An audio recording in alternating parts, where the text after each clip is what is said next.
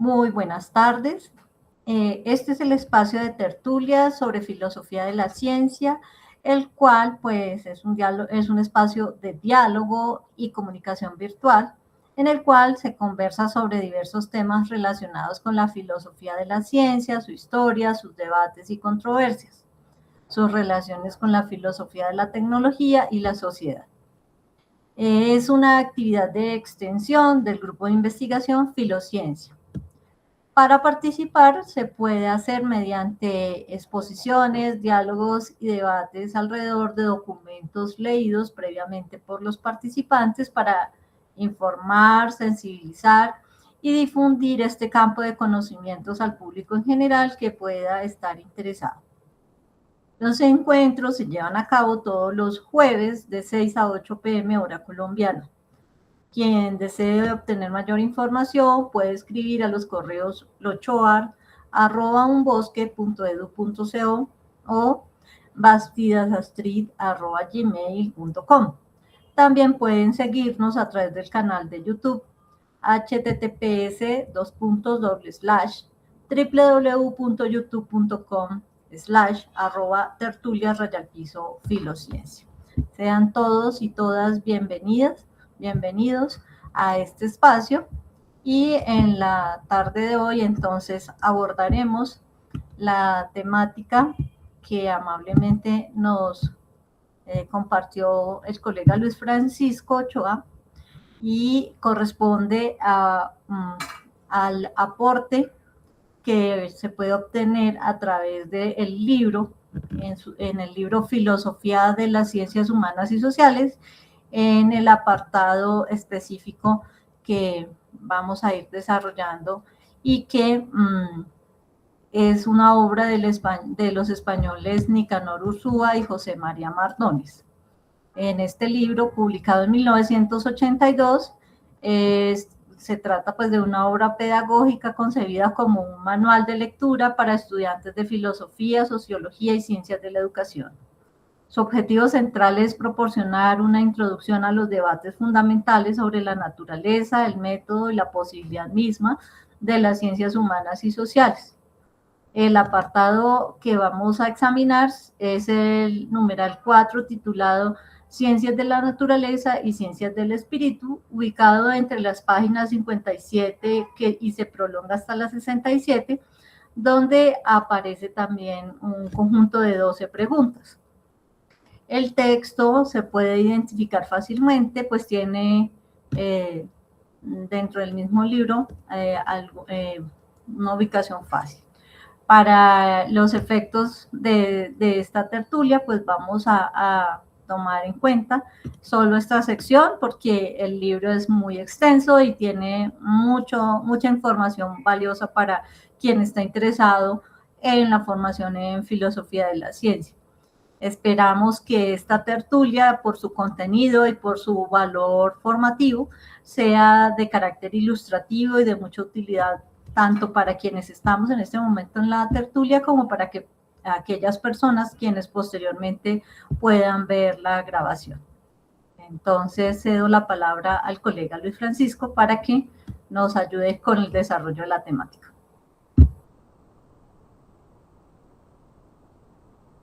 No se te escucha.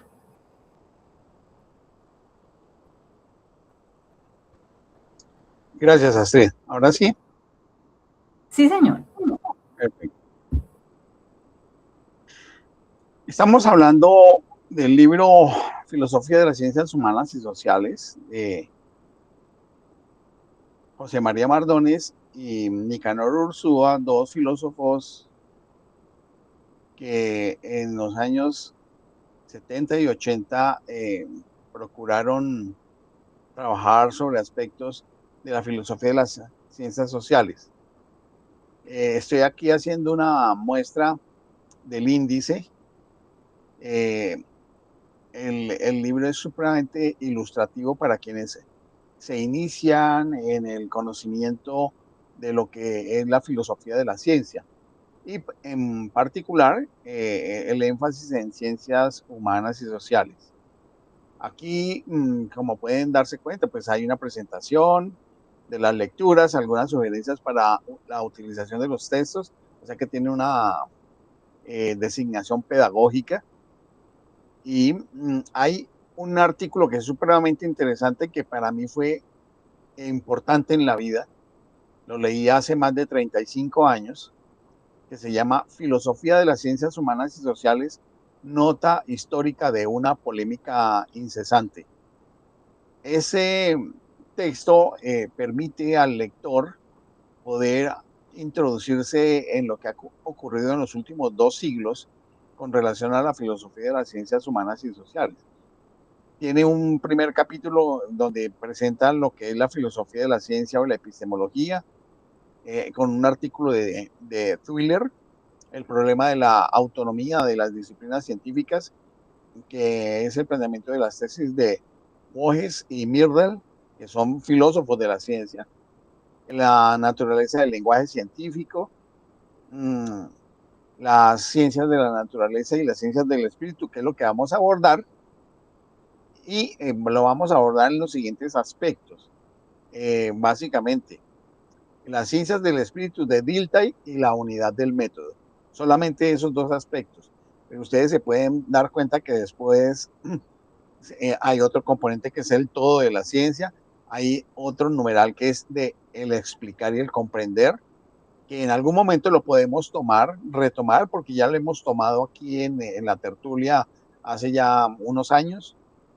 Está un segundo campo que es la filosofía de las ciencias humanas y sociales y las distintas posturas. Creo que ustedes entenderán que el artículo que yo en su momento saqué acerca de las distintas posturas en filosofía de la ciencia, muchos de los elementos los tomé de estas lecturas, porque aparece, por ejemplo, el espíritu positivo, el método sociológico, el panorama de algunos problemas fundamentales de la filosofía del racionalismo crítico de Popper, la lógica de las ciencias sociales también de Popper, la tesis sobre la concepción de la ciencia, la construcción del pensamiento científico de Lorenzen, la explicación racional que hace el estructuralismo metateórico con Steckmüller, epistemología social de la ciencia y el paradigma científico de Kuhn, el papel del contexto ideológico y social de la ciencia de Twiller, la epistemología genética de Piaget. Tenemos otros grandes grupos de explicaciones como, por ejemplo, las posturas fenomenológicas y hermenéuticas en filosofía de la ciencia y la postura de la filosofía de la lingüística. Entonces, están las posturas de Weber, Alfred Schutz, Gadamer, Peter Winch y Henry von Wright. Está un numeral específico sobre la postura dialéctica y crítico-hermenéutica, donde está el método de la economía política, la lógica de las ciencias sociales con Adorno, la teoría analítica de la ciencia y dialéctica de Habermas, el a priori de la comunicación y los fundamentos de las ciencias del espíritu de Appel, que fue amigo de Habermas y compañero, colega, en la epistemología de las ciencias humanas desde una perspectiva del estructuralismo genético muy cercano a la Escuela de Ginebra de Piaget, con Lucien Goldman. Básicamente, esa es la estructura de la obra. Entonces, ahí ustedes se pueden dar cuenta de que es importante el documento y en esa medida puede ser supremamente útil para ustedes. A ustedes les envié el libro completo para su propia ilustración y estudio de los temas que quieran abordar. Teniendo en cuenta ya esa explicación de la naturaleza y estructura del documento, entonces vamos a abordar lo que contiene ese numeral 4 en los 2 primeros ítems de ese numeral 4. Las ciencias de la naturaleza y las ciencias del espíritu. Yo diría que el texto aborda uno de los debates fundamentales en la filosofía de las ciencias humanas y sociales por lo menos en las décadas de los años 60, 70 y 80. Se trataba de la disputa sobre si estas disciplinas, tales como la historia, la sociología, la psicología, deben tener un método propio y distinto al de las ciencias naturales. Estamos hablando de la física, la química, la astronomía y en ciencias afines. O si, por el contrario, todas las ciencias comparten una unidad de método. En ese sentido, entonces, pues el documento comienza situando el debate a finales del siglo XIX con las posturas del filósofo alemán Wilhelm Dilthey, que es el pionero de esta discusión. Acompañando a Dilthey está otro filósofo, que es Droysen. El objetivo era fundamental para ellos y era darle la base epistemológica a las disciplinas que estudian los aspectos relativos al ser humano, como un ser histórico y como un ser social. Entonces, disciplinas como la historia, como el derecho, como el arte, como la cultura, deberían tener una manera de enfocarse específica por la naturaleza de sus objetos de estudio y de la naturaleza de también el conocimiento que se produce. El punto de partida que se tenía en esta perspectiva es la insatisfacción, entiéndase, la teoría del conocimiento basada en las ciencias naturales, que posteriormente se conoció como la postura del positivismo, que ya tenía un antecedente con el positivismo de Augusto Comte, el primer positivismo que surge en el siglo XIX, que después en el siglo XX se consolida con otro positivismo, que es el positivismo lógico. Ese primer positivismo no lograba captar la esencia de estos estudios de los aspectos humanos. Por ello, Dilthey y Droysen acuñan el término ciencias del espíritu, las que hemos mencionado varias veces aquí como Geisteswissenschaften, que es la expresión alemana de ciencias del espíritu, y así viene en los escritos de Dilthey. Esto con el propósito de diferenciarlas de las ciencias de la naturaleza, que en palabras del propio Dilthey serían las Naturwissenschaften. La clave de esta distinción es el objeto de estudio. Y aquí, como ya hemos venido analizando diversas cosas, sabemos que el objeto de estudio apunta a la base ontológica de ese sector del mundo sobre el cual este tipo de ciencias podrían abordar. Y el objeto de estudio tiene que ver todo aquello relacionado con la actividad humana, su naturaleza, sus dinámicas de interacción, sus productos, en términos de expresión del espíritu humano. Y entonces, en ese sentido, desde el punto de vista ontológico, podemos decir que las ciencias naturales estudian aquello que es parte del mundo externo, que es ajeno a la naturaleza de la humanidad, de la sociedad. Es aquello que estudia ese mundo que es independiente del ser humano y que lo hemos llamado naturaleza. Y la expresión naturaleza viene del concepto de que es algo que estaba dado ahí, que por lo tanto ese estar dado ahí es lo que se conoce como lo natural, de lo que aparece, lo que emerge, en lo cual la humanidad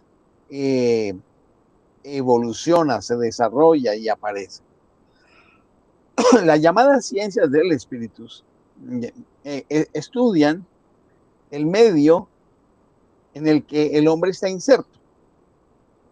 Y ahí es donde viene esa parte ontológica, que es esa dinámica de las interacciones entre los seres humanos, que sería la parte ontológica de la sociedad, ¿no? pero también lo que ocurre a través de el tiempo concebido por los seres humanos, eso que acontece y que genera algún tipo de dinámica y también una serie de registros. Estamos hablando de la historia. Esto pues crea una relación singular entre el sujeto que conoce, es decir, los investigadores, por decirlo de manera más contemporánea, y el objeto, es decir, el conjunto de fenómenos de la realidad humana y social a la cual se refieren estos fenómenos, ya que los investigadores forman parte del propio mundo de esa dinámica que se va a estudiar y puede, llamémoslo así, captarlo, entenderlo, comprenderlo desde adentro mismo del fenómeno, de la dinámica fenomenológica del objeto de conocimiento de este tipo de ciencias del espíritu. De esta relación especial, pues, se deriva para Dilthey la necesidad de que se dé una metodología que sea diferente.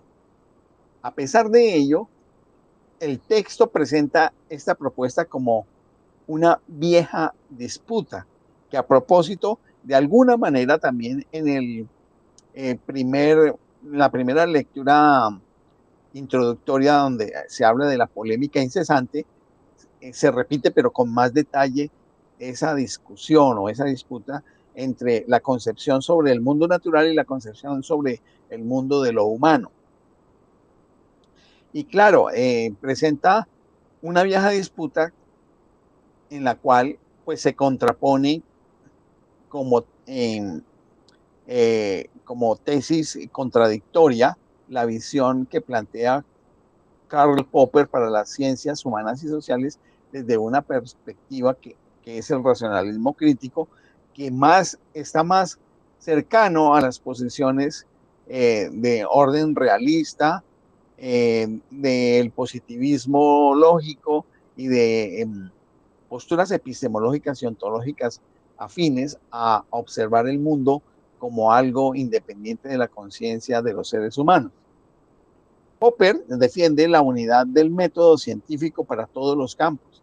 Dice que no puede haber una diferenciación entre los estudios que se hacen en física, química, astronomía, cristalografía, biología, de los mismos estudios que se vayan a hacer sobre aspectos relacionados con el lenguaje, la cultura, la economía, la sociología o la política, que el método científico debe ser uno y ese método científico que él planteaba como el método de la falsación debería ser uniforme para todas las ciencias.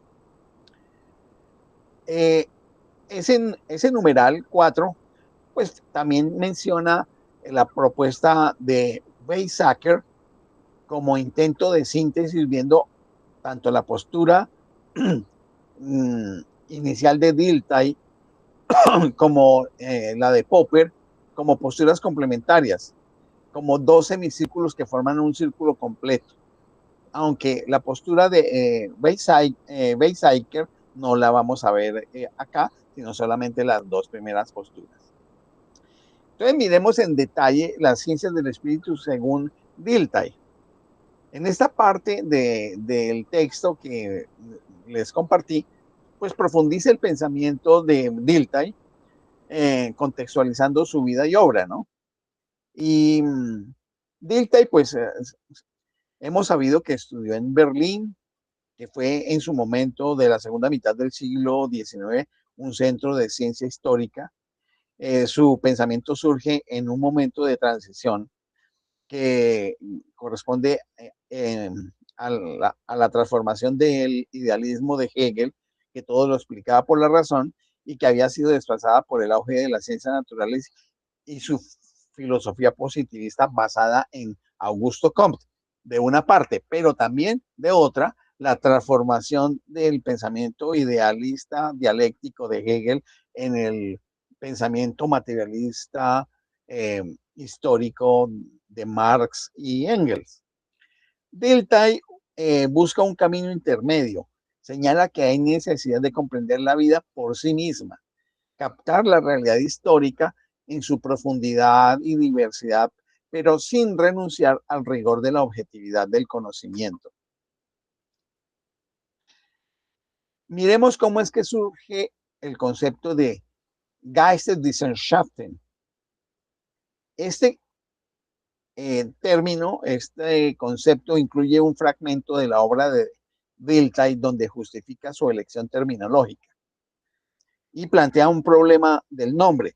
Reconoce que no hay una denominación universalmente aceptada para el conjunto de ciencias que no son naturales. Y se está refiriendo en ese momento, y hay que tenerlo en cuenta en nuestro análisis que realicemos, en lo que existía en ese momento, que eran la sociología, las llamadas ciencias morales, las ciencias históricas y las ciencias de la cultura. Todas ellas, según el propio Dilthey, demasiado estrechas. Y él quería reunirlas de tal manera que se pudiera denominar en un conjunto más amplio. Por eso, para mirar a Dilthey, tenemos que ubicarnos siempre en la segunda mitad del siglo XIX. La justificación del término se va dando reconociendo su imperfección, pero dice que la mejor manera de poder ubicar todas estas áreas del conocimiento que mencioné relacionadas con lo humano se podría señalar como parte de lo que se conocería como ciencias del espíritu. Y había dos razones para ello. Una estaba en términos de su posible difusión. El término ya era habitual y era comprensible en gran parte gracias a la difusión de la obra de John Stuart Mill, el filósofo británico, en su obra de la lógica, donde él utilizó esa expresión. Ahora bien, el segundo motivo o razón mejor para dar ese nombre de ciencia, de ciencias del espíritu, que también se reconoce que es imperfecto, porque el ser humano es una unidad psicofísica, no es solo espiritual, designa adecuadamente el círculo central de los hechos, es decir, la vida espiritual, la conciencia, la historia humana, porque todo deviene de la conciencia. En los aspectos objetivos físicos del ser humano están vinculados con la conciencia. Entonces, a partir de esto también se justifica hablar de ciencias del espíritu según Dilthey, a partir de lo cual se ha delimitado históricamente este grupo de ciencias frente a las ciencias naturales en la perspectiva diltheyana. Miremos ahora la razón fundamental de esta distinción que estoy señalando. El motivo profundo para separar ambos tipos de ciencias, hablo de ciencias de la naturaleza y ciencias del espíritu, reside en la propia autoconciencia humana. El ser humano se experimenta a sí mismo de manera diferente a como experimenta la naturaleza. En su propio interior, la humanidad, los seres humanos, encontramos soberanía de la voluntad y de la libertad. Eso creemos. Y eso así lo señalaba en su momento Dilthey. Se percibe como un imperio dentro de un imperio, siguiendo un poco los pensamientos de Baruch Spinoza. No como un mero engranaje de la naturaleza, como lo hubiera podido explicar en su momento Descartes, sino justamente como un imperio dentro de un imperio, donde hay libertad, donde hay voluntad. El otro componente se refiere a la responsabilidad, porque se dice en esta perspectiva de las ciencias del espíritu que la acción humana, los seres humanos en nuestro actuar, asumimos, además de la voluntad y la libertad para actuar, hay una actitud de responsabilidad porque hay unas consecuencias de los actos.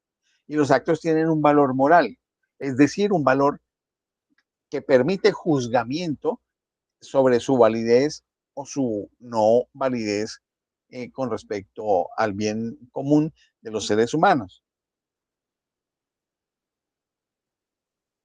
Y hay otro componente dentro del interior humano que caracteriza las ciencias del espíritu, que es la finalidad, el telos, es decir, la teleología y el valor.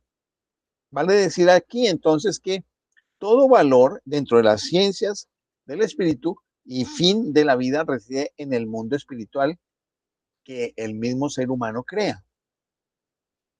Esta vivencia interna que caracteriza la denominación de ciencias del espíritu, que creo que lo van a entender ustedes bastante claramente, lleva a los seres humanos a separar conceptualmente el reino de la naturaleza, que está gobernado por la necesidad mecánica, decía en ese momento eh, Dilthey, un poco por la influencia del paradigma de Newton y pensamiento cartesiano,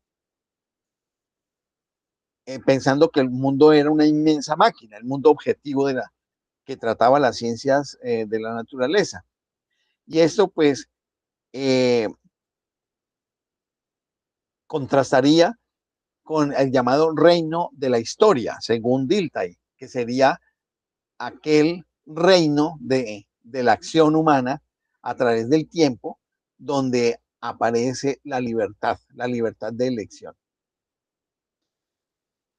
En esas características del reino de la historia, donde aparece la libertad de elección,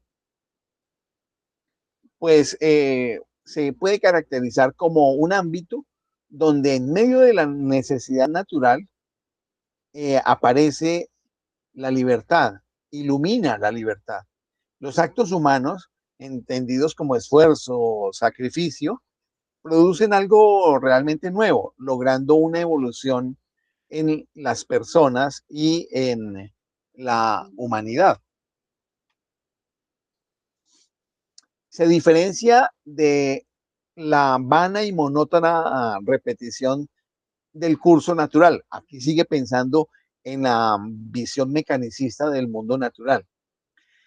El progreso histórico no es una simple repetición, sino una creación continua.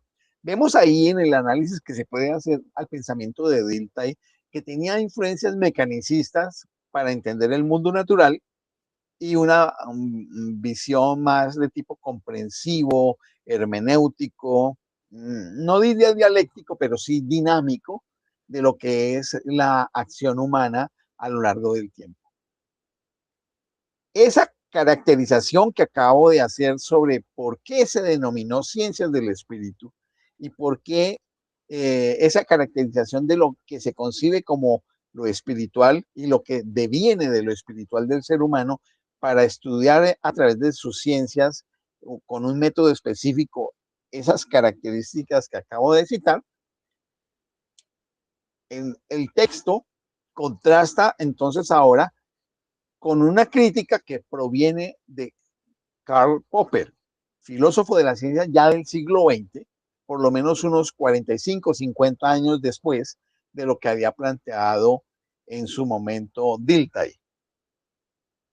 En esta parte, pues el texto presenta una postura que es antitética al planteamiento de Dilthey, defendiendo que no hay una diferencia metodológica fundamental entre ciencias naturales y ciencias sociales, como las llama en su momento Popper. ¿Y cuál es el contexto de Popper para plantear esto? Él es un filósofo de la ciencia austriaco, saben ustedes, que es el principal representante del llamado racionalismo crítico.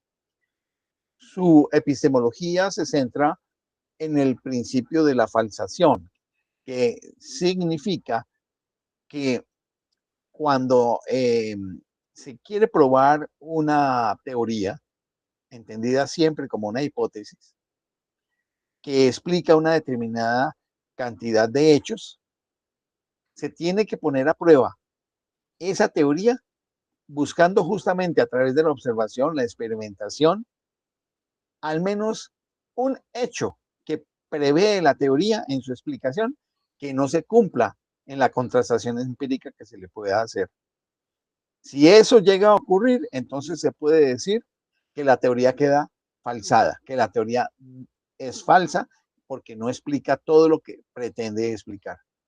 Ahora bien, si no logra falsarse la teoría, porque la prueba empírica, la contrastación que se hizo, efectivamente sus resultados siguen siendo explicados por los enunciados de la teoría, se puede decir que la teoría ha sido corroborada. Es decir, no que sea verdadera, sino que ha sido corroborada y hasta el momento los elementos constitutivos de la teoría que explican esos hechos siguen vigentes. Y que siempre habrá la posibilidad de que aparezca una teoría que sea más robusta, más potente y que explica de una mejor manera los hechos. Este es el concepto de falsación que plantea Popper. Y él señala que perfectamente para el campo de las ciencias sociales, ya no las llama del espíritu, sino ciencias sociales, el método de la falsación es también pertinente. Entonces, el método científico para Popper es único y sigue un esquema que él plantea como triádico, donde está primero el problema, está la conjetura, que es la teoría, y recordemos que conjetura como sinónimo de teoría es lo mismo que decir hipótesis como sinónimo de teoría. Y viene la parte de contrastación empírica, que es la refutación o crítica de teorías que se hace a través de observación, se hace a través de contrastación empírica experimental, o se hace a través de refutación teórica, o se hace a través de refutación de estructura lógica, metodológica. En eso consiste ese elemento científico crítico de la falsación popperiana. Ahora, entonces, teniendo en cuenta eso, Popper señala en su crítica a las ciencias del espíritu y su método específico, que sería el método hermenéutico, plantea lo siguiente. Popper expone su tesis central diciendo que todas las ciencias teóricas o generalizadoras usan el mismo método, ya sean estas naturales o sean sociales. Y ese es el método hipotético deductivo. El método hipotético deductivo es el mismo método de la falsación que acabo de expresar hace unos minutos. Como ya dijimos, el método aparece primero con un problema, es decir, se parte de un problema a resolver, es decir, de algo que falta en la explicación de cómo funciona un determinado sector de la realidad social o de la realidad natural, porque como está unificado, vale para lo mismo. Se formula una teoría, una conjetura, una hipótesis. Se propone con ella una solución tentativa de explicación, una hipótesis o teoría que permite dar explicación a los fenómenos u objetos de estudio de un campo del conocimiento posible, sea de lo social o sea del mundo natural. Se plantea un proceso de deducción de predicciones. Entonces, de la hipótesis, entiéndase de la teoría que se propone, junto con otras condiciones iniciales de tipo metodológico de control de variables, se deducen consecuencias observables y pronósticos. Y esto permite que la teoría tenga incluso unos enunciados de tipo empírico posibles o probables, llamémoslo así, probables. Y es cuando viene la cuarta parte de ese método, que es la experimentación o contrastación. Entonces, ¿qué se hace? A través de la observación sistemática, a través de diseños experimentales, a través de análisis de estructura lógica interna de la teoría, o a través de la consistencia de sus enunciados, se comparan las predicciones que prevé la teoría que está siendo puesta a prueba con la realidad, es decir, con las observaciones, los experimentos o los análisis lógicos, lógico-teóricos que pueda tener la teoría.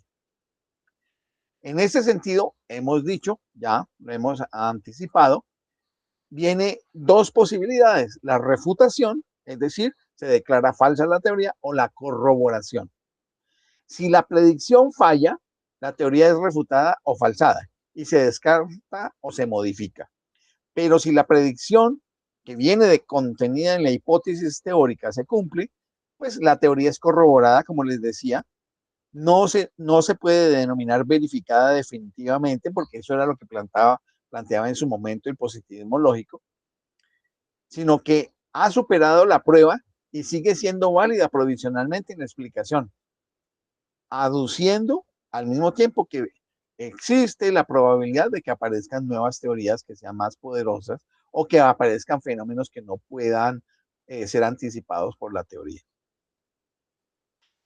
¿Cuál es la importancia de la refutación? Que estamos hablando, pues es la misma falsación. Popper insiste en que el científico debe esforzarse en refutar su propia teoría, solo intentando encontrar sus fallos y no logrando resultados previstos, es que se puede decir que se ha superado las pruebas más severas para la teoría, y en ese sentido entonces la teoría es digna de mantenerse como parámetro explicativo de un sector de fenómenos, tanto para las ciencias naturales como para las ciencias sociales. Buscar solo las confirmaciones es una actitud acrítica que lleva a autoengañarse y a mantener teorías falsas, y esta es una crítica directa, no a Dilthey, sino una crítica directa al positivismo lógico.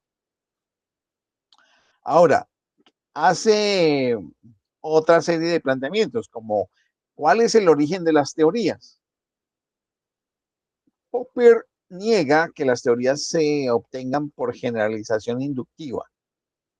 Ya lo hemos explicado alguna vez acá, no, varias veces acá, el problema de la inducción que inició con las explicaciones de David Hume, que de observaciones particulares no podemos llegar a construir enunciados universales, porque eso no tiene ninguna justificación lógica, porque siempre podrá haber la posibilidad de que aparezca un enunciado nuevo de una experiencia nueva que no cumpla las condiciones y no se rompería la generalización.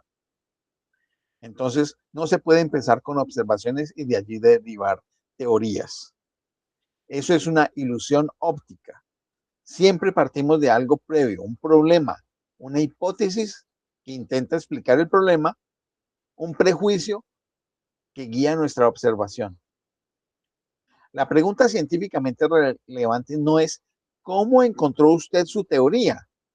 Es un asunto privado que puede venir incluso desde la intuición, sino cómo experimentó usted su teoría, que es el asunto público, que es el asunto científico, que es el asunto de la contrastación ante la sociedad, y donde el rigor, tanto teórico, metodológico, empírico y lógico, es el fundamental para ver si la teoría propuesta y su contrastación pasaron las pruebas y se sostiene como modelo explicativo esa hipótesis que el científico haya establecido tanto para las ciencias sociales como para las ciencias de la naturaleza, en ese propósito de mantener el método científico unificado, de acuerdo con la postura de Popper. Ahora miremos en detalle, de acuerdo con lo que siguió diciendo el texto, es la aplicación de estos conceptos con las ciencias sociales. Popper defiende que este mismo método se aplica a las ciencias sociales e incluso es más evidente allí, porque sus objetos de estudio son en su mayoría construcciones teóricas o modelos abstractos. Pone de ejemplos a la guerra, el ejército, el mercado en el campo de la economía. Estos modelos se construyen para explicar fenómenos sociales de la misma manera que en física se construyen modelos, por ejemplo, de los átomos, eh, modelos de gravedad, eh, modelos en astronomía, utilizando matemática.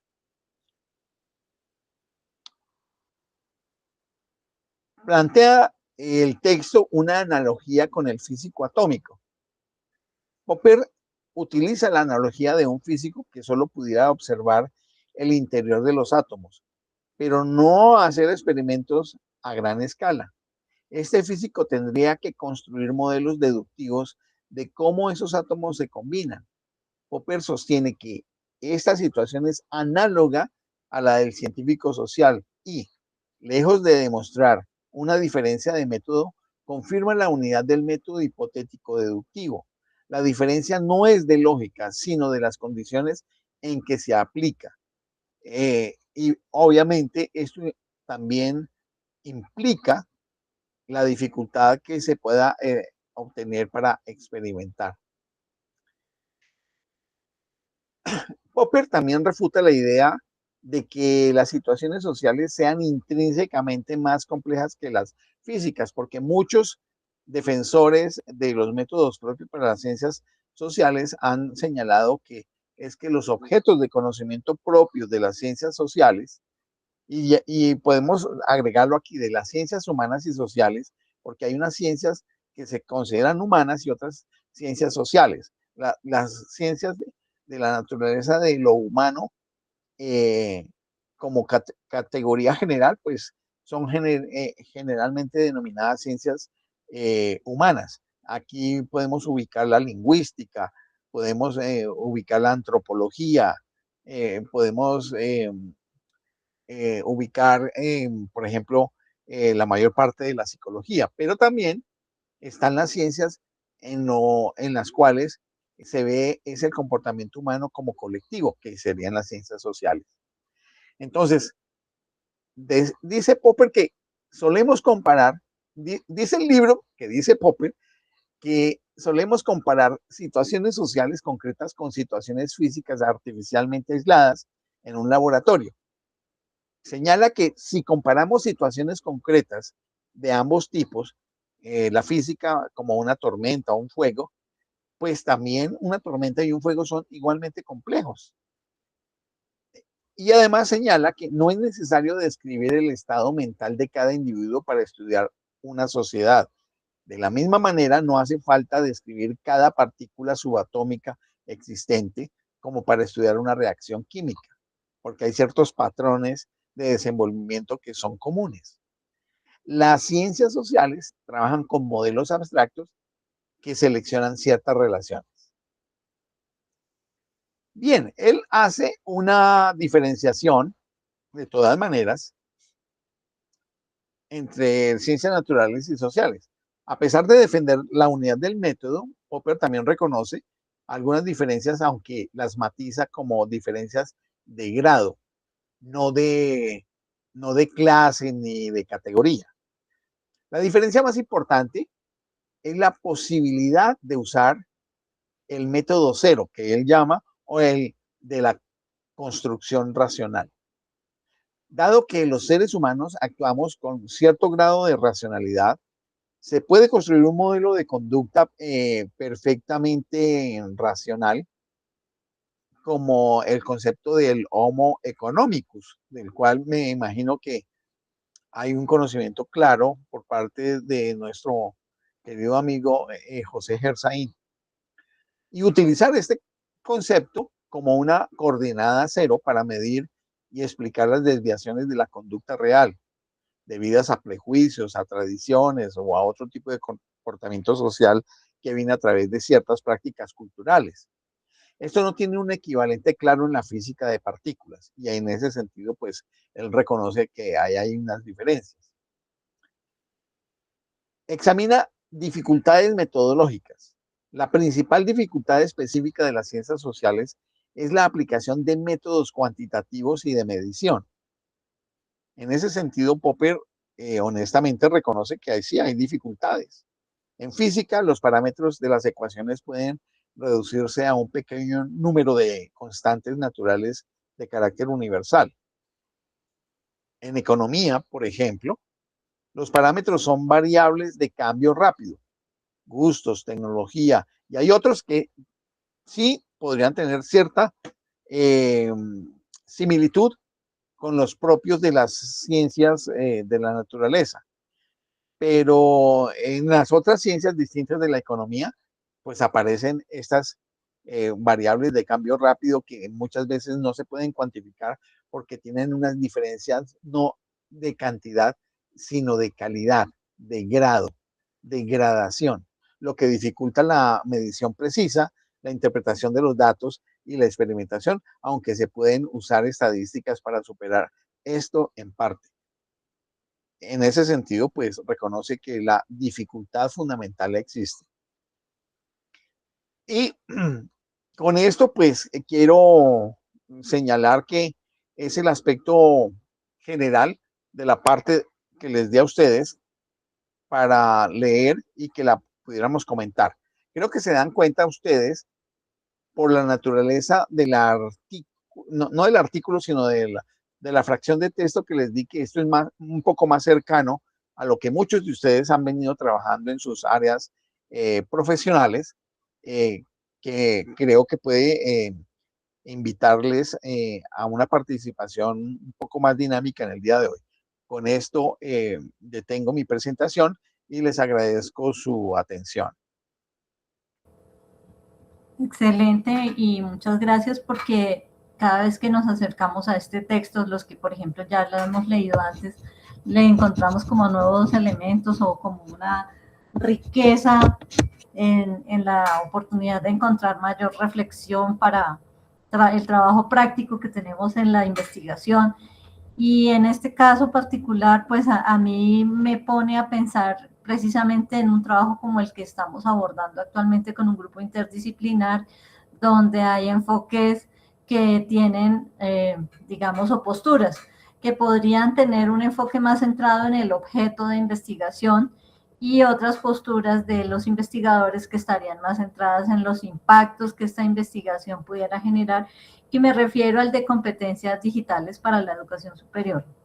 Aquí este equipo pues está conformado por una arquitecta, una persona de diseño digital y multimedia, un filósofo general con alguna formación en filosofía de la ciencia, un abogado y en el caso de la persona a quien les habla. Entonces, esto hace que precisamente, o por lo menos la lectura de este texto me haya hecho pensar porque hemos tenido dificultades también para tomar ciertas decisiones en cuanto a poder dejar claro hacia dónde se está queriendo llevar como esta investigación, si nos queremos más centrar en el objeto y su naturaleza, o si estamos discutiendo es un problema de tipo de métodos de investigación que nos lleven a pues delimitar o dejar muy claro para dónde queremos ir. Esto es como parte de lo que me hace reflexionar la lectura y en parte también el hecho de entender que digamos como que estas reflexiones o tipo de debate no se quedan simplemente en la época del siglo XIX cuando fueron planteadas por estos autores, sino que siguen siendo vigentes en la medida en que permiten poner como un desafío permanente en cualquier proyecto interdisciplinar que se quiera elaborar y que lejos de pensar en los obstáculos que esto pues también me ha puesto ahí de por medio, es que también permite entender que las propuestas de investigación están llenas de complementariedades y que convertir esto más bien en una oportunidad para hacer trabajos de colaboración es importante, pero que por lo menos en el caso personal ha sido algo difícil para poder ponernos de acuerdo. Entonces lo estoy experimentando. Sí, señor. Sí, gracias, Astrid. Solamente como para tener en cuenta, no caer en presentismos, en lo que podamos decir, es que los planteamientos de Dilthey están dados más o menos en desarrollos de entre 1880 y 1900, 1905, y en los planteamientos de Popper van desde el año 34, más o menos hasta 1970, que se plantea lo que aquí estamos diciendo y después Popper hace unas variaciones. Eso es lo que, para ubicar históricamente eso, ¿no? Muchas gracias. Muchas gracias a ti. Bueno, entonces en ese orden de ideas, ¿alguna otra intervención, pregunta, participación, comentario? Sí, José. Bueno, primero que todo, y como siempre, muchas gracias. Buenas noches a todos y a todas. Y como siempre, mi apreciación sobre el documento que tuvimos la oportunidad de trabajar. Realmente para mí no fue un texto fácil, me parece un texto difícil de entender, de leer inclusive, por la forma como viene presentado. Y pues al final mis apreciaciones son las siguientes, ¿cierto? Se supone que el texto se refiere a las ciencias del espíritu y en particular al esfuerzo, ahí digamos, estoy hablando desde la introducción, advierte el autor, el esfuerzo de Dilthey para hacerlo desde la relación del hombre y el ser histórico-social en que se desenvuelve, captar su entorno desde adentro. Eso es una propuesta demasiado, digamos, generadora de expectativas. Pero en la práctica nos encontramos con un texto, a mi manera de ver, salpicado de conceptos, de personajes que hacen que el objeto de estudios que nos enunció al comienzo, pues como que se disperse y hasta se pierde. Queda la sensación como si disparara desde una trinchera bibliográfica pertinente, pero olvidando que las balas, aunque sean prestadas, no eliminan la obligación de saber cuándo y cómo usarlas y más aún de saber afinar la puntería. En los aspectos de método como objetos son muy confusos para mí. Pues habla de la teoría, habla de los modelos y viceversa, de la relación entre estos, de lo abstracto, lo concreto, de la teoría, de los modelos. Se mencionan, pero no se precisan, sino que se dejan simplemente enunciados que finalmente uno no logra comprender como el cuerpo del argumento. Y además, como si queda la sensación de que esto hubiera sido escrito para un grupo de lectores homogéneos, cuando realmente, cuando uno escribe algo, pues se abre a que lo lea cualquier persona y cualquier persona opine como lo estamos haciendo. No sé, me queda una sensación como de una ontología extraviada. Se pierde la noción de unidad de lo humano, tanto en lo singular como en la complejidad de su pluralidad y del contexto. Es como un paseo a saltos sobre las notas de clase, incluidas las preguntas de los exámenes. Es mi sensación personal. Además, y ahora, eso en cuanto, es que la versión del documento que leímos frente a la enriquecida y casi exorcizada que nos acaba de presentar Francisco, hay una distancia grandísima, porque se nota que la lectura de Francisco es la lectura de un experto que logró organizar este asunto, pero cuando viene un personaje que no está tan involucrado en el manejo de estos asuntos, aunque conoce algo del tema, pues esa es la sensación que me acaba de quedar. Y me parece además importante precisar desde mi propia perspectiva que definitivamente lo humano, lo interior, no es ajeno ni independiente de lo externo y en ciencias sociales y humanas mucho menos. El método científico no puede ser único. Lo humano es demasiado complejo como para pensar que lo podemos abordar desde complejidades diferentes y necesita una específica. A propósito de Dilthey, la ciencia económica a esa época, para mi manera de ver, ya había caminado bastante. Lo menciona, toca algunos puntos, como digo, dispara un poco al azar, pero no hay un desarrollo de lo que quiere decir con eso. Y me parece que la designación de ciencias del espíritu pues es bastante ambiciosa, pero en la práctica aparece como un distractor en la medida como involucra, como confunde, casi que se confunde con lo psicológico, lo social y hasta con lo metafísico en general. La diferenciación total entre lo humano y lo natural no puede ser extrema. Siempre habrá un área de intersección que amerita un manejo y un tratamiento especial. La problemática medioambiental que tenemos hoy en día sería el mejor ejemplo a tener en cuenta cómo lo humano, lo externo, lo interno interactúan básicamente para determinar la existencia misma. Pues vuelvo y reitero, una cosa es el texto que leímos y la otra la versión exorcizada que nos regaló Francisco. Muchas gracias.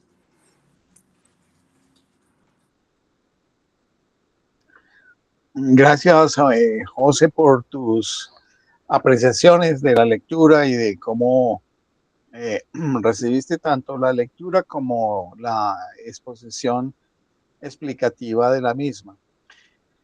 Yo deseo siempre, con un ánimo pedagógico, recordar que cuando abordamos estos textos, por ejemplo, este texto que abordamos, que hace parte de este libro, es este libro que estoy mostrando acá, escrito en 1982, estamos hablando ya de 43 años más o menos, donde dos filósofos hacen recuento de unas posturas filosóficas que también habían transcurrido una buena cantidad de años, cerca de 100 años, en relación con lo de Dilthey y de unos 45 años más o menos de lo planteado por Popper. Por supuesto, cuando nosotros como estudiosos de filosofía de la ciencia hacemos estos abordajes, necesitamos siempre ponernos en el horizonte de tradición del momento histórico en el cual fueron dicho estas cosas. Claro, hoy las posturas de Dilthey serían totalmente insuficientes para poder entender muchos elementos de la naturaleza, de la producción humana, de las dinámicas sociales. Hoy hay unas realidades que eran insospechadas hace 130 o 140 años. Claro, estamos totalmente de acuerdo. Por lo tanto, no podemos mirar desde la perspectiva de Dilthey, tal cual él planteó sus pensamientos, la realidad actual. De la misma manera, Popper, que insistía en la unidad del método, hoy no podríamos decir eso, ya hemos sabido una inmensa cantidad de cosas y creo que lo de la unidad del método, aunque algunos la sostienen, es un elemento que se considera ampliamente superada esa discusión, sabiendo de que hay múltiples métodos habida cuenta de la naturaleza de los objetos de investigación de las distintas ciencias, sean estas ciencias de la naturaleza, sean ciencias humanas y sociales, o sean tecnociencias, o sean tecnologías específicas y propiamente dichas. Entonces, pues sabemos que eso no lo podemos catalogar con muchas categorías que tenemos ahora, sino hay que hacerlo siempre en la visión y en eso es donde vamos aprendiendo de a poco, que vamos analizando el pensamiento de los filósofos, pero dentro de su momento histórico. En eso, pues Michel Foucault nos lo enseñó bastante bien en la arqueología del saber. Y por supuesto, Ian Hacking, por supuesto que también nos lo ha enseñado con relación a la ontología histórica y a la epistemología histórica. Eso quería pues señalar como una parte didáctica para poder comprender mejor estos fenómenos. Muchas gracias.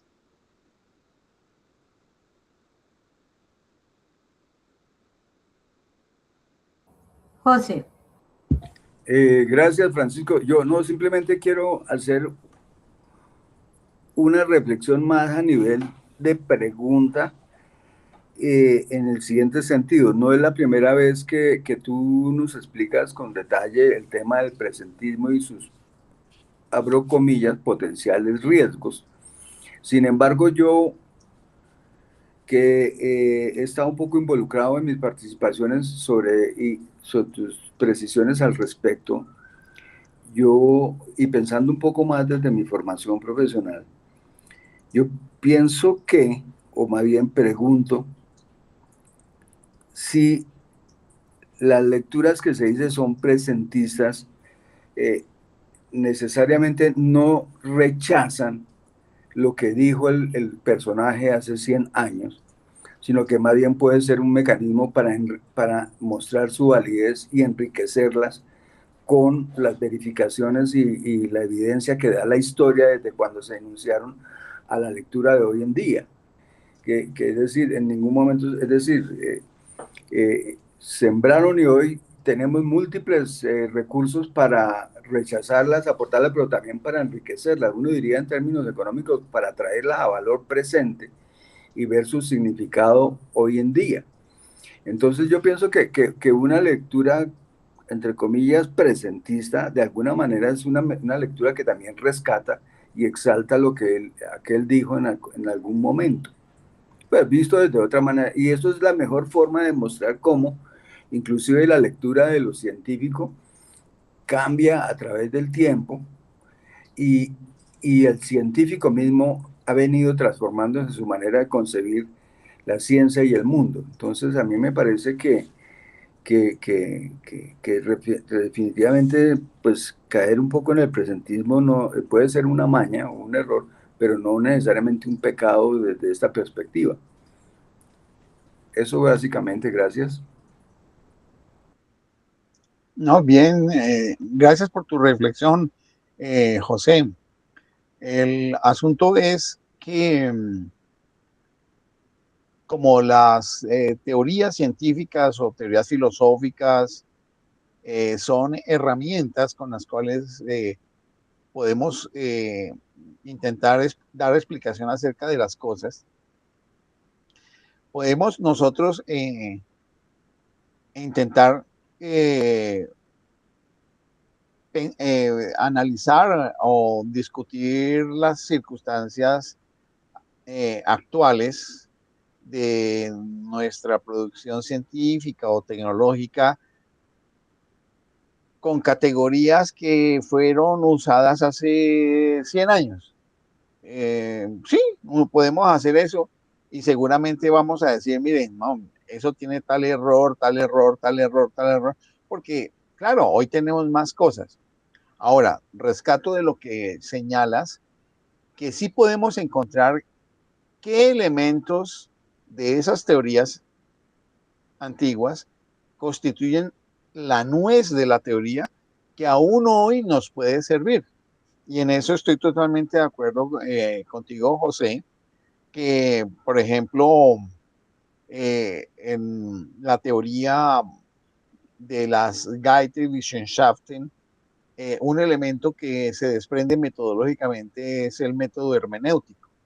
El método hermenéutico hoy sigue siendo útil, pero ya no como lo utilizaba Schleiermacher en el siglo XVIII o por el propio Dilthey o incluso el propio Gadamer o Heidegger. ¿Por qué? Porque hoy tenemos unos procesadores de palabras bastante complejos. Incluso hace 25 o 30 años teníamos algo que se llamaba Atlas T, que el Atlas T era un programa alemán que nos permitía probabilísticamente encontrar cierto tipo de palabras en los textos y nos permitía asegurar mejor la interpretación de lo que decía un texto subyacentemente. Teníamos las categorías que había planteado Habermas en la teoría de la acción comunicativa, el lenguaje performativo de textos locucionarios y locucionarios y comunicativos. O sea que había una evolución para poder hacer hermenéutica, claro. Y hoy tenemos los procesadores de palabra del lenguaje natural, que nos hacen a través de los algoritmos de inteligencia artificial hacer procesos de interpretación que son mucho más finos. Por esa razón es que digo que, claro, hay unos elementos de la nuez que se mantienen y que son valiosos de lo que decían las teorías antiguas, pero hoy tenemos otros elementos que no nos justificaría simplemente hacerle críticas a esas teorías antiguas, porque es que hoy tenemos otras disponibilidades, otros dispositivos. Entonces, por eso, en el trabajo de reflexión de filosofía de la ciencia, el recomendar paulatinamente y permanentemente el ser cuidadosos en nuestros análisis es, por un lado, un ejercicio de disciplina intelectual y por el otro lado, de, de, de caridad intelectual. Es decir, cuando se habla de caridad intelectual estamos hablando del reconocimiento de acuerdo con el momento histórico de lo que han planteado diversos autores. Quería señalar eso, rescatando aquello que, como tú muy bien lo dijiste, permanece y que sigue siendo útil y válido en la concepción de los estudios que hayan planteado hace mucho tiempo otros pensadores, filósofos o científicos. Y es indudable que hoy el método hermenéutico sigue siendo útil para el análisis en literatura, en sociología, en trabajo social, en teoría política y en geopolítica. Hay una inmensa cantidad de áreas donde el método hermenéutico como parte de las Geisteswissenschaften que planteó Dilthey, pues sigue siendo útil. Entonces, gracias y buena, llamémoslo así, buena mirada crítica con respecto a las posibilidades y límites del presentismo. No sé si habrá otra persona que esté pidiendo la palabra, pero discúlpeme que me ponga cansón en estos asuntos. Es que con lo que estamos conversando, se me viene a la mente un asunto que me parece que amerita mirarlo a la luz de lo que estamos hablando, y es, no voy a entrar en detalles, pero por ejemplo en la teoría del consumidor y la teoría del productor, de la teoría neoclásica del mercado, uno de los supuestos detrás del comportamiento del consumidor y del comportamiento del productor es que estos, uno y otro, tienen perfecto conocimiento del mercado. Esa frase, nosotros en nuestra formación por allá en los 70s, 80s, la aceptamos casi que con pataleo, porque esta idea de tener perfecta información del mercado, pues eso parecía pues más que atrevido, utópico. Y sin embargo, la idea de conocimiento es que el consumidor conoce el mercado y el producto en el que se va a mover, pero eso no quiere decir que conozca todos los productos y todo, y mucho menos hace 150 años. Igualmente para el productor, conoce su mercado, los precios de los productos sustitutos, de los insumos, etc.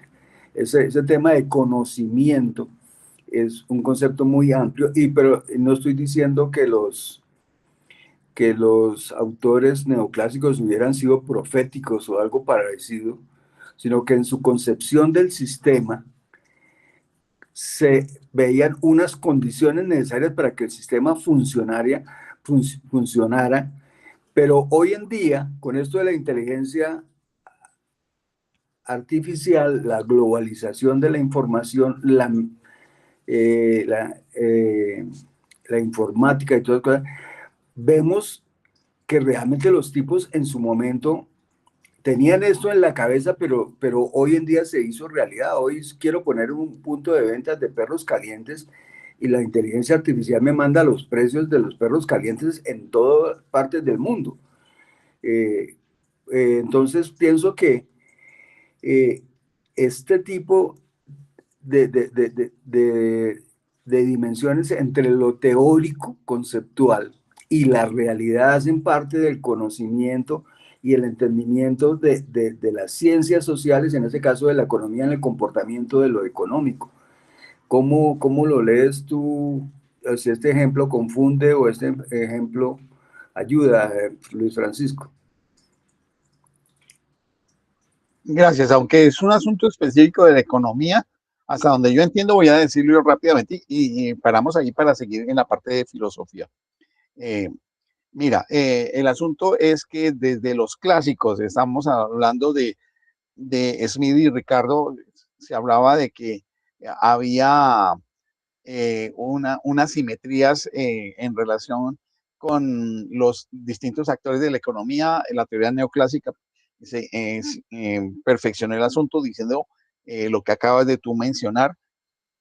Y lo que vemos actualmente es que sí, hay conocimiento de muchas cosas, pero siempre en las crisis económicas hay alguien o unos grupos que tienen un acceso privilegiado a la información y de manera anticipada, y son los que siempre en las crisis ganan. Eso es lo que te puedo decir, lo cual a mí me dice a nivel histórico que nunca ha habido una simetría en el conocimiento de la naturaleza del mercado. Es lo que yo te puedo decir.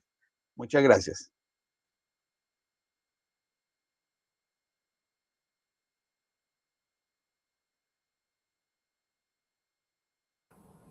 ¿Algún otro comentario, pregunta, aporte, inquietud? Camilo. Hola Francisco, hola Silvia, hola a todos, buenas noches. Por aquí yo escribí como algo súper cortico, se los leo en un momentico a ver qué opinan. Considero que la distinción clásica entre explicar y comprender, que suele presentarse como técnica, en donde unas ciencias buscan causas y leyes y otras significados y acciones, puede llevar de fondo un problema que es mucho más profundo. Pues si el ser humano fuese reductible a procesos naturales, el modelo biológico pues bastaría. Pero vemos que constitutivamente siempre es importante para diferentes ciencias tomar en cuenta el campo histórico y simbólico, en donde pues se puede ver que la comprensión no es como algo opcional. Y esto es coherente, o sea, pues como digo, con la investigación actual, en donde incluso las ciencias naturales que operan dentro de marcos teóricos, e históricos, ya saben, digamos que ya se sabe que la medicina, la ciencia, cualquier tipo de cosa no puede ser algo aislado en el mundo, sino que necesita entenderse en cada contexto, en cada comunidad particular y cómo afecta a ciertos grupos particulares. Estos no son completamente neutros ni ajenos a contextos culturales, sino que están permeados constantemente por esto. Y esto relativiza la idea de una separación tajante entre esta concepción de ciencia natural o ciencia social o lo humano. Sin embargo, tampoco puede afirmarse que comprender sea algo puramente subjetivo. Si la interpretación no puede aspirar a un criterio de validez, pierde el estatuto científico, con lo cual pues se hace una relación recíproca en donde una necesita de la otra y en la cual el desafío se convierte en mostrar si esta comprensión puede ser algo más riguroso que no se puede reducir a la causalidad físico-natural.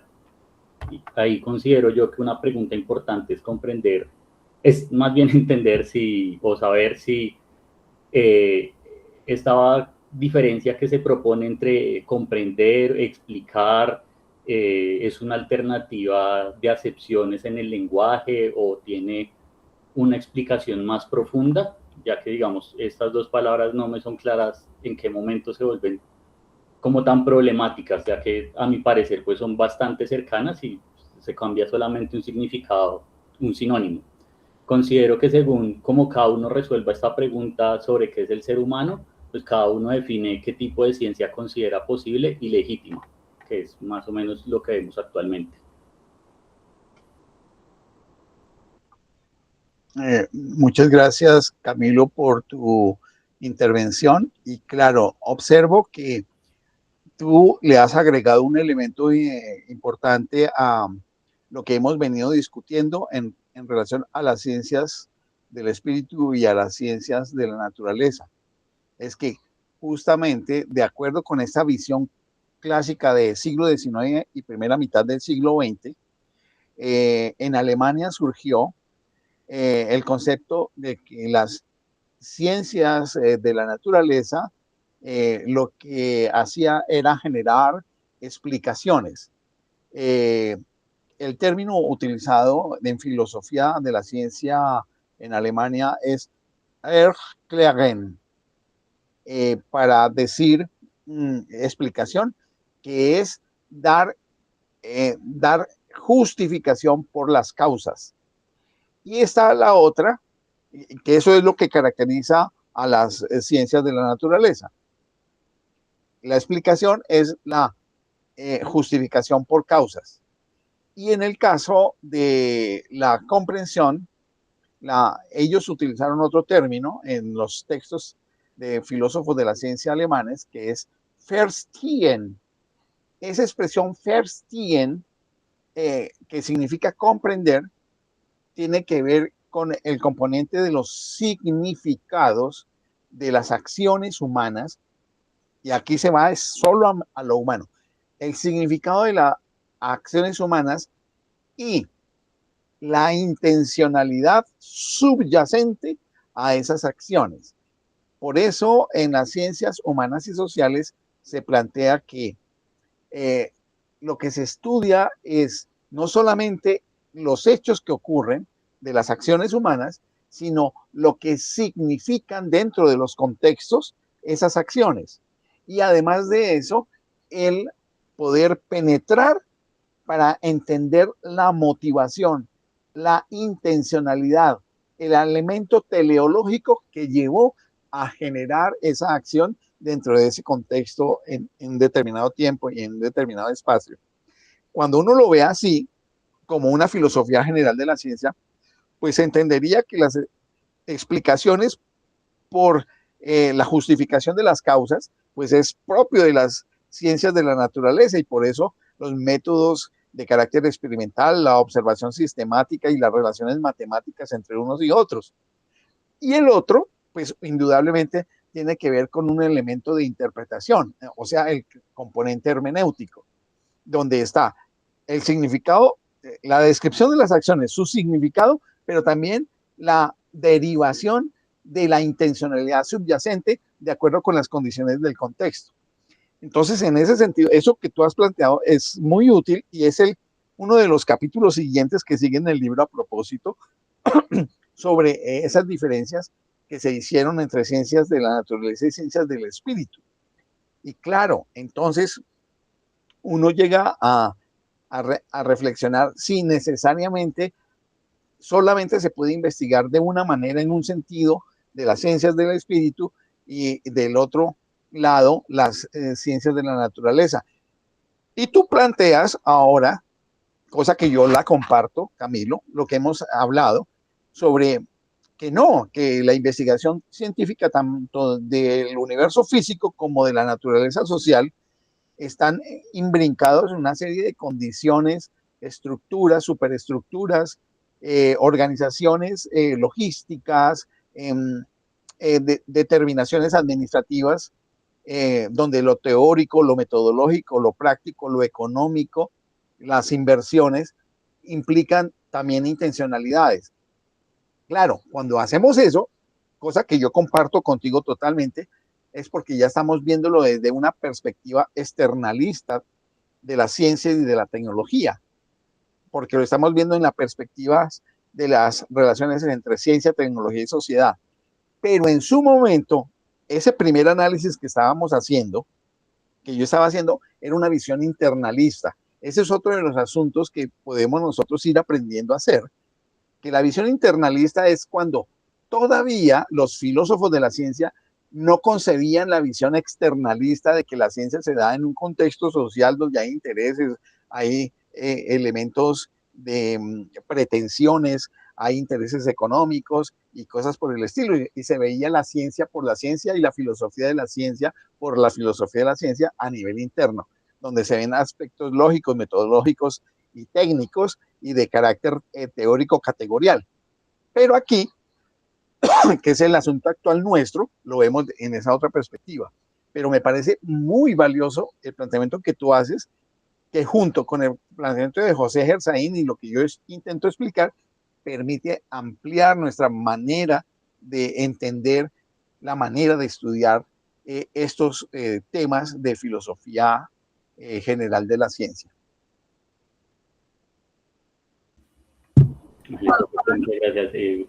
Una cosita ahí también que quería agregar es que digamos que uno de los problemas en donde esto empieza a verse que no es tan sólido es cuando los científicos intentan como crear esta interacción entre lo que llaman el mundo natural y el mundo social. Creo que eso fue lo que nunca se pudo proponer de una manera eficiente, de cómo se relaciona y cómo interactúa este mundo natural con este mundo social si son dos cosas totalmente aisladas.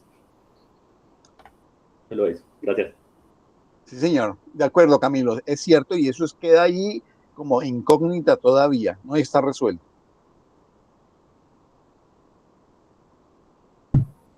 Gracias, Camilo. Tienes la palabra, Juan Pablo. Sí, pues también coincidiendo un poco con lo que decía José, el texto es un poquito complicado en realidad al lector que no está acostumbrado a este tipo sí, de lecturas, pero me quedo con algo y es más que todo como una pregunta, sí, como pregunta, y es como el progreso histórico, eh, ¿es el progreso histórico una evolución real de la humanidad o como solo una ilusión de nuestra conciencia? Porque pues el texto de Dilthey menciona que mediante el esfuerzo y el sacrificio, los actos de la voluntad logran una evolución en la persona y en la humanidad, ¿no? Como yendo un poquito más allá de la vana y monótona repetición de la naturaleza. Pero sin embargo, Popper propone un enfoque crítico donde solo sobreviven las teorías más aptas, ¿no?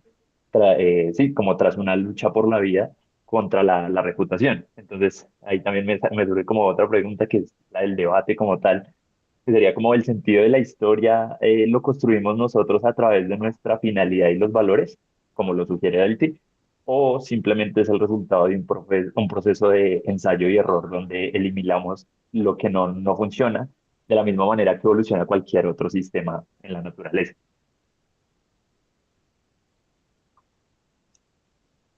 Muchas gracias, Juan Pablo. Muy útil y agudo lo que señalas. Dilthey necesariamente estuvo en un ambiente que fue la segunda mitad del siglo XIX, donde había una disputa entre neohegelianos y neokantianos. Y el concepto del progreso es una hipótesis subyacente que está vinculada con muchos elementos incluso del cristianismo, pensándolos en términos de la historia de la salvación, pensando que el sentido de los tiempos que vive la humanidad es un sentido que va de lo menos a lo más. Y allí está imbuido el concepto, sí, está subyacente el concepto de progreso.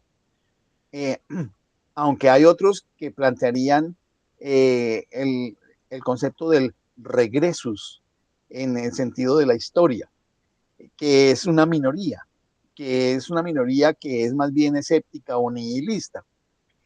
El asunto es que, por supuesto, en el planteamiento de Dilthey hay una visión muy seguramente derivada de los planteamientos hegelianos acerca de la naturaleza de la historia, donde hay un sentido de progreso. No me consta que efectivamente lo sea, pero era parte de las discusiones y debates de la segunda mitad del siglo XX entre neohegelianos y neokantianos. Y posiblemente hay algún elemento del sentido del progreso, además porque el desarrollo del capitalismo, la aparición de las técnicas, la revolución industrial, los descubrimientos, dieron la noción de que esto era un mejoramiento porque generaban algún tipo de bienestar y confort. Y se asumió también que habría algún sentido de progreso. Popper sí no toma esto. Popper es estrictamente internalista y ve el asunto lógico y metodológico teórico de las teorías en relación a su naturaleza. Y en ese sentido, la pregunta por el progreso de la historia es una pregunta que sigue siendo válida. Y hoy no hay unidad de respuesta con respecto a eso, porque hay posturas diferentes de que hay progreso y otros de que no. Lo que hay es un proceso destructivo del planeta y de la civilización. Entonces, yo creo que la noción de historia como progreso está en cuestionamiento, indudablemente, como la noción de cultura está en cuestionamiento. El desarrollo de las sociedades hacia el progreso está en cuestionamiento. Miremos lo que viene sucediendo en nuestras naciones de América Latina, lo que viene sucediendo en Europa, en las sociedades europeas, y lo que viene sucediendo en los Estados Unidos, si no lo había mencionado. El punto es que hay unos asuntos que son desestabilizadores en estas naciones, pero miremos ahora lo que está sucediendo en países como Singapur, como Vietnam, como China o como Corea del Sur. Allí estamos viendo otra serie de cosas que son un poco distintas. Entonces, cuando vemos esos videos de la celebración del año del caballo, que la compañía televisora o la compañía generadora de videos de la televisión china promueve por el mundo a través de YouTube, y uno se encuentra con lo que se ve en esa producción, se ve la inteligencia artificial allí involucrada, se ven en las ciudades y la ciudadanía, pues es una noción totalmente distinta, y cualquiera captaría la idea de que ahí hay progreso, pero se ven los disturbios en París o en Bruselas, los problemas en Estocolmo o en Hamburgo en relación con los inmigrantes, el asunto de ICE en los Estados Unidos con los inmigrantes, todo el problema de la pobreza y la miseria en América Latina, tendríamos otra noción. Entonces, hay una relativización, Juan Pablo, del concepto de progreso, de progreso en la historia, y creo que no lo podemos ni afirmar ni negar. Creo que es más bien una categoría que a veces se coloca y otras veces se desestima, y se plantea su antítesis, el llamado regresus. Es lo que yo podría señalarte. No sé si eso te genera alguna otra pregunta, o si completé tal vez tu inquietud. Sí, gracias. Sí, no, pues se vuelve mucho más existencial, absolutamente todo, ¿no? Porque, como mencionas, es muy subjetivo el mirarlo desde alguna postura hasta la real, sino es algo que está en total construcción, que inclusive estos autores lo mencionaban hace siglos y ahorita seguimos sin encontrar la respuesta, ¿no? Entonces, no, gracias por la explicación, sí, pues nutre un poco más la pregunta que tenía ahí.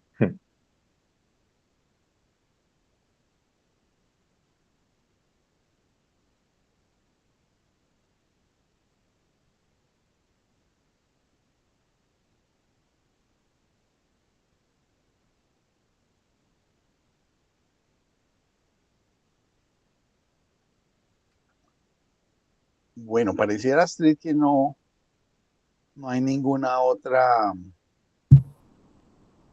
intervención. Entonces, en ese sentido, yo les agradezco eh, eh, toda su disposición para asistir, las participaciones.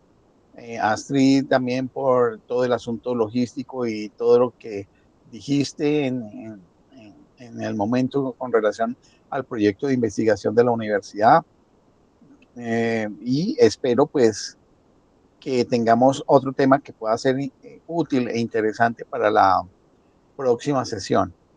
Eh, eh, lo otro que quería decir, pues es que definitivamente ustedes son de otras áreas disciplinares y estamos estudiando filosofía de la ciencia, y por eso es que, a pesar de que yo veía que este tema era de estos textos más suave, indudablemente no fue más suave, sino que sigue siendo complejo para ustedes. Y entonces, bueno, en esa medida vamos avanzando.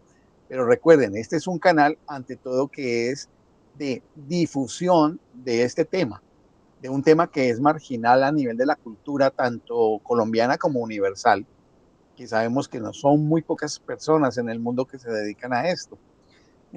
Entonces lo hacemos por el amor al conocimiento y por el hecho de tener una actividad que construye nuestra conciencia, nuestro espíritu, nuestras personas. Y ahí vamos avanzando, y en la medida en que sea posible, pues vamos explicando lo mejor que sea necesario. Indudablemente yo me sigo moviendo todo el tiempo. Yo vivo estudiando todo el tiempo para poder dar las presentaciones mejores. Cuando Astrid termine su doctorado, ella hará muchas veces también exposiciones de este campo. Y cuando ustedes vayan tomando dominio y se atrevan a dar una conferencia sobre filosofía de la ciencia, porque tiene que ser sobre eso, porque el canal es sobre filosofía de la ciencia, pues les daremos la oportunidad para que puedan hacer su presentación. Eso quería decirles y les agradezco. Un saludo para todas y para todos. Un abrazo y hasta la próxima oportunidad. Muchas gracias. Gracias. Gracias. Muchas gracias. Gracias, Francisco. Gracias a todos. Que tengan muy buena noche. Gracias por la asistencia.